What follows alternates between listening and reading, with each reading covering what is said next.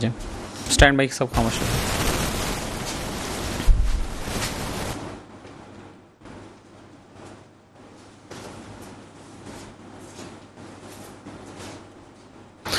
Welcome back नाज़रीन, और अब बात करेंगे लियारी के इलाके के एक बहुत बड़े मसले की तरफ, और वो है सेहत का मसला।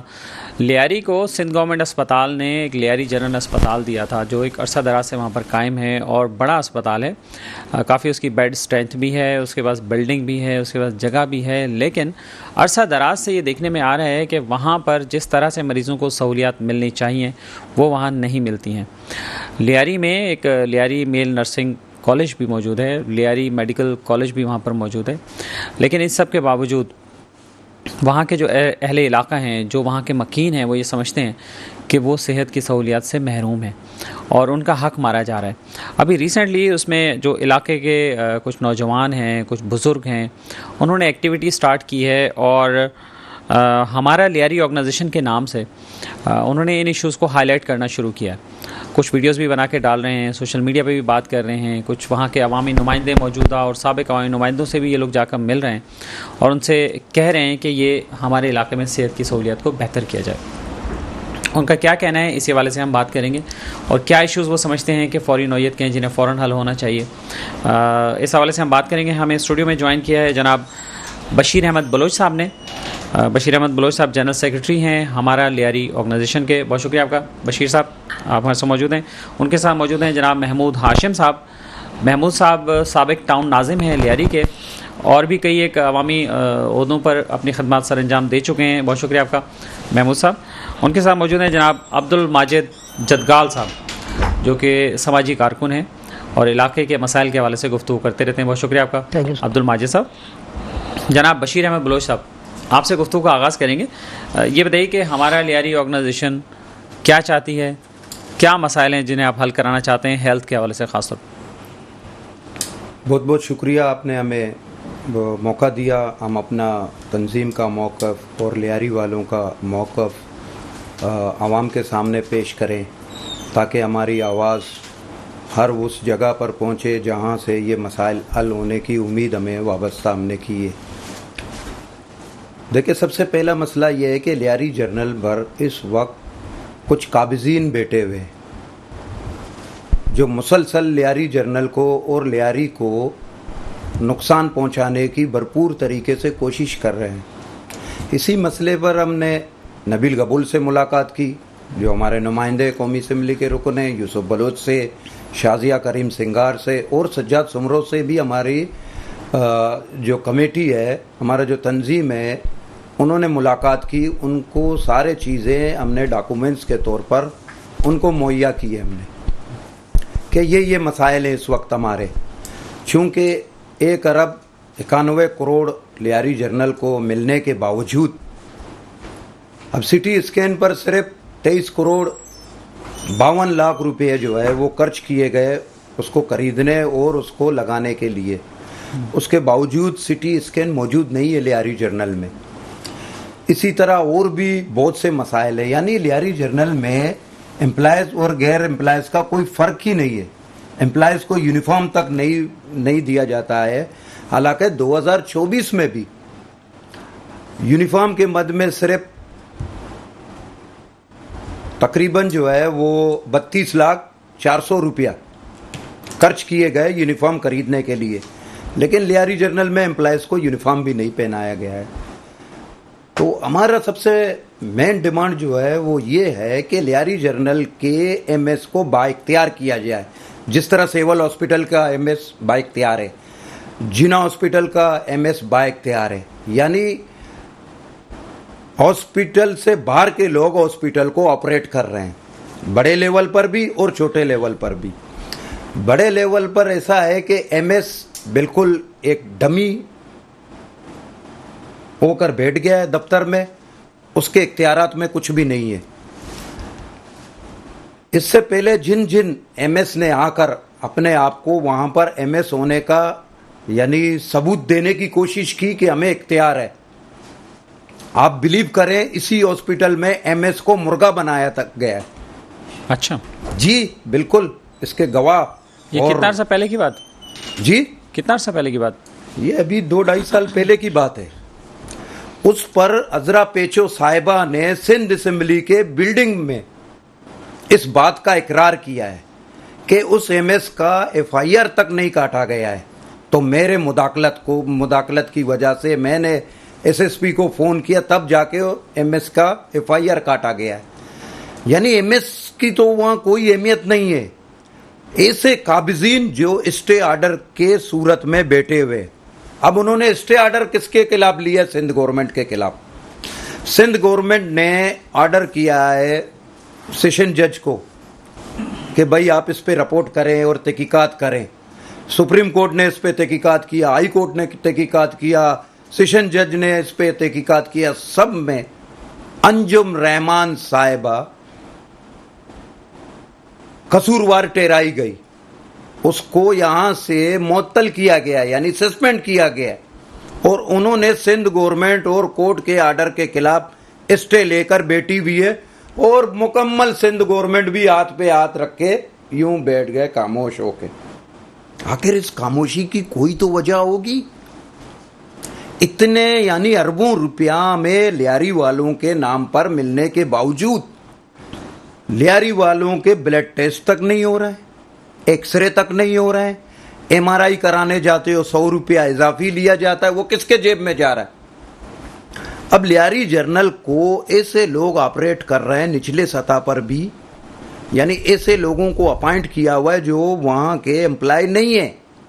उनका काम प्राइवेट रखा हुआ है, उन्हें प्राइवेट रखा हुआ है। उनको किसने रखा हुआ है? कौन? इन्होंने ही, अंजुम रहमान ने रखवाया है उनको कि प्राइवेटली। अंजुम रहमान साहब तो प्रिंसिपल है ना, हाँ, मेडिकल हाँ, कॉलेज की, लियारी मेडिकल कॉलेज। एक बोर्ड बनाया गया है, उस बोर्ड के थ्रू वो बोर्ड का चेयरमैन बना के उसको बैठा दिया गया है। अब सारे इख्तियारात उसने समेट लिए। वो बोर्ड किसने बनाया था? सिंध गवर्नमेंट ने। अच्छा, अगर सिंध गवर्नमेंट उस बोर्ड को उड़ा दे, इसके इख्तियारात भी खत्म हो जाएंगे। तो ये मसाइल हल हो जाएंगे आपके? बिल्कुल हल हो जाएंगे, क्योंकि फिर तो बाइख्तियार एमएस आएगा। हम कहते हैं कोई भी आए, वो यानी एक एमएस बन के, मेडिकल सुपरिटेंडेंट बन के इस हॉस्पिटल को चलाए। अब्दुल माजिद साहब, आपकी तरफ आऊँगा। आप बताइए कि जैसे बलोच साहब ने बताया कि वहाँ डिपार्टमेंट और कौन कौन से वहाँ पे फाल नहीं है, कहाँ पे सहूलत नहीं मिल रही है या बंद है? पहले तो सर मैं आपका शुक्रिया अदा करता हूँ, आपके चैनल का शुक्रिया अदा करता हूँ। ये सिर्फ प्रोग्राम नहीं, बातें नहीं, हमारी दिल की आवाज़ है। अभी आपके प्रोग्राम के आने से पहले मैं अपने दोस्त की बेटी का जनाजा पढ़ के आ रहा हूँ। मतलब हमारे लिए ये अल्फाज बताना या आपका सुनना या टेलीकास्ट करना ये बहुत आसान है। जिसके ऊपर बीतती है ना, अल्लाह की कसम उनको पता है। 18 साल की अभी उसकी बेटी को दफना के हम आ रहे हैं सर। लियारी जर्नल चले गए, वेंटिलेटर 48 दिए गए और कितने वहाँ मौजूद है? 3।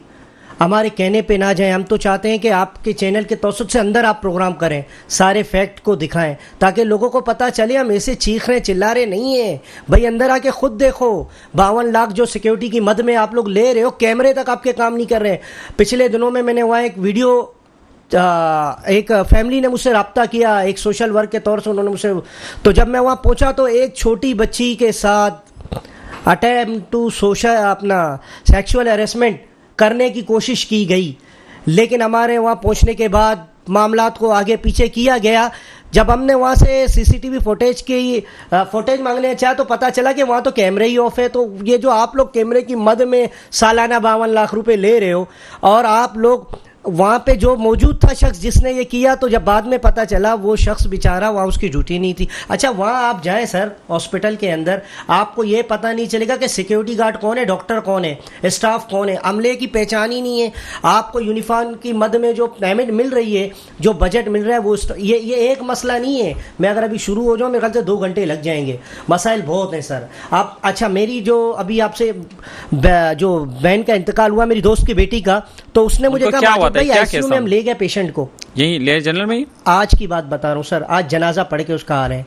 कहाँ तो एडमिट थी? लियारी जनरल में इंतकाल नहीं हुआ। लियारी जनरल में उन्होंने ये कह के उनको भगा दिया कि आपके पेशेंट की कंडीशन क्रिटिकल है, तो आईसीयू के अंदर हम कोई हमारे पास टेस्ट की सिस्टम, अच्छा लियारी जनरल हॉस्पिटल इतना बड़ा गवर्नमेंट का हॉस्पिटल है, वहाँ लेबोरेटरी टेस्ट नहीं होते सिवाय सीबीसी, यूरिया क्रिएटिनिन इलेक्ट्रोलाइट और एक दो टेस्ट और है, बाकी कोई टेस्ट वहाँ होते नहीं है। तो ये जो सालाना आप लोग बजट ले रहे हो तो ये कहाँ इस्तेमाल हो रहा है? सिटी स्कैन एमआरआई वहाँ है ही नहीं और वहाँ का सालाना बजट जा रहा है। और सबसे बड़ी मज़े की बात आपको बताऊं, पेल्विस डिपार्टमेंट है, डॉक्टर अंजुम रहमान साहिबा के सुपरविजन में वो डिपार्टमेंट चल रहा है, वहाँ 100 रुपये अल्ट्रासाउंड की चार्जेस गवर्नमेंट के एतबार से आप लोग मतलब गवर्नमेंट के किस हॉस्पिटल में पेमेंट ली जाती है?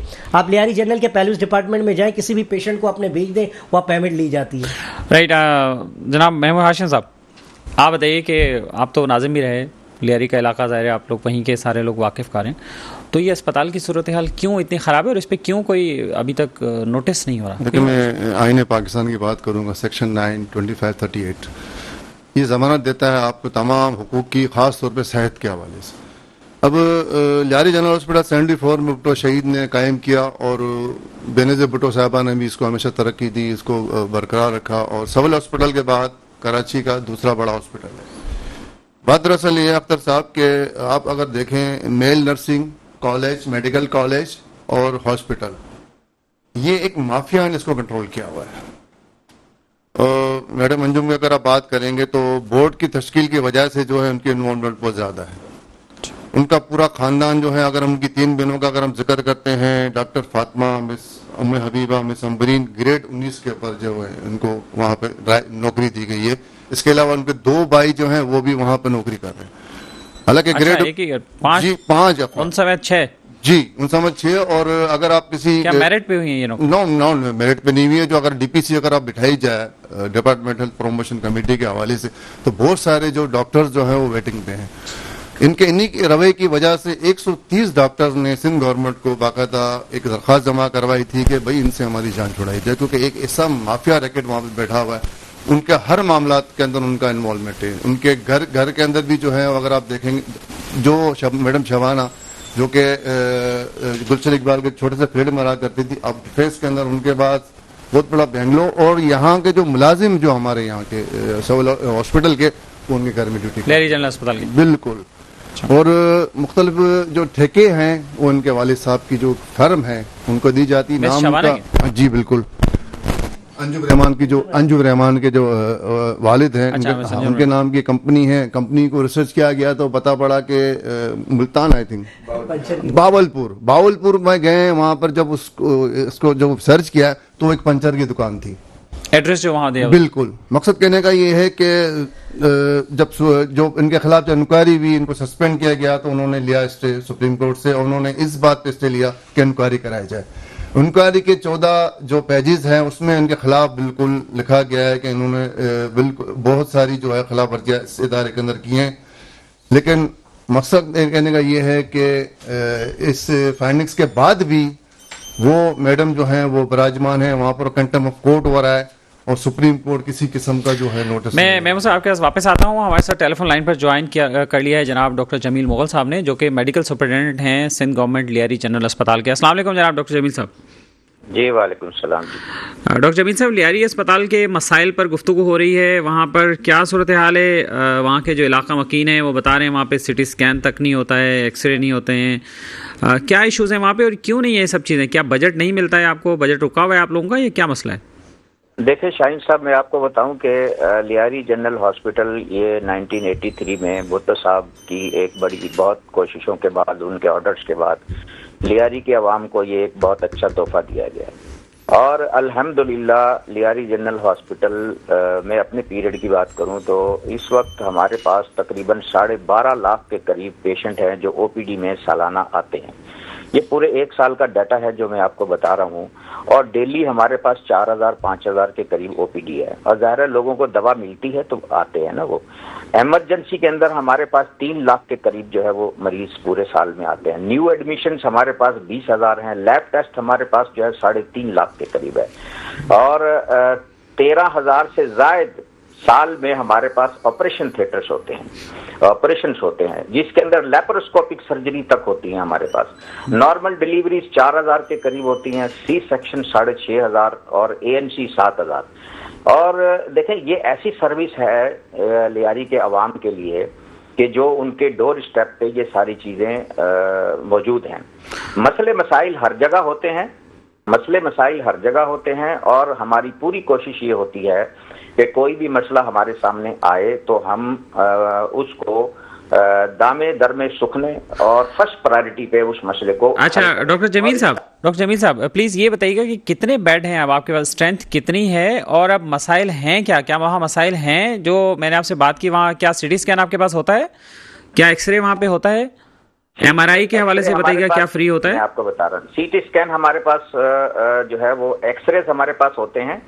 सीटी स्कैन जो है वो एक ओल्ड और आउटडेटेड मशीन है जो पिछले 3 साल से काम नहीं कर रही है। उसके लिए हेल्थ डिपार्टमेंट पूरी कोशिश कर रहा है कि उससे एक नई मशीन जो है वो दी जाए, और इस साल वो SNE में भी हमने रखवा दिया, और हेल्थ डिपार्टमेंट मैडम अजरा पेचू साहब ने, रेहान इकबाल बलोच साहब ने खुसूसी इंटरेस्ट लेके, इसलिए कि ये अगर मशीन रिपेयर कराते हैं ना तो इसकी कॉस्ट इक्वल टू नई मशीन है। तो फिर वहाँ सजेस्ट यही हुआ कि नई मशीन, और इंशाल्लाह 2025-26 में नई मशीन आ जाएगी।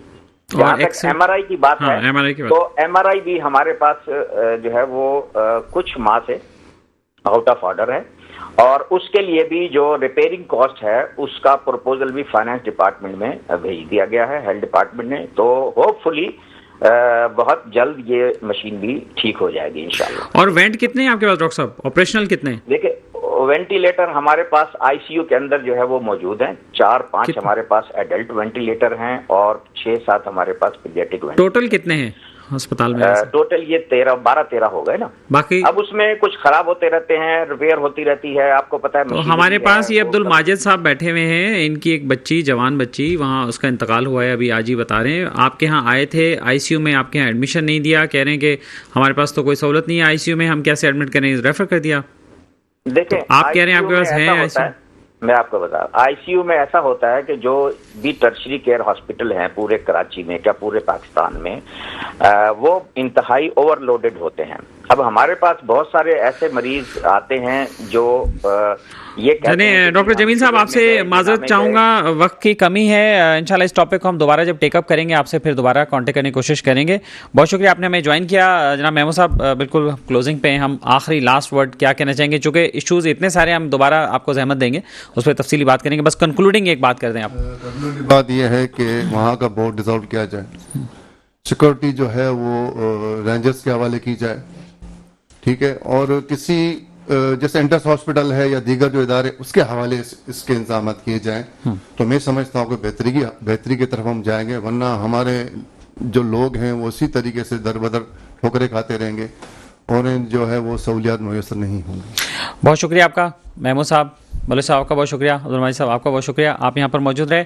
और नाज़रीन, लियारी जनरल अस्पताल के हवाले से इससे पहले भी मेट्रो मैटर्स में हम लोग गुफ्तगू करते रहे हैं, और मेल स्कूल ऑफ नर्सिंग के हवाले से भी इश्यूज़ वक्ती तौर पर ऐसा लग रहा था कि शायद सलूशन की तरफ जा रहे हैं, लेकिन अब इन लोगों की गुफ्तगू से ये अंदाज़ा हुआ, हमारे मेहमानों की गुफ्तगू से, कि मसाइल जो कि तो नहीं बल्कि उससे भी बढ़ गए हैं और बहुत ज़्यादा इशूज़ जो हैं सामने आ रहे हैं। इसके साथ ही अपने मेज़बान अख्तर शाह रिंद को आज के मेट्रो मैटर से इजाज़त दीजिए। अपना ख्याल रखिएगा। अल्लाह हाफ़िज़।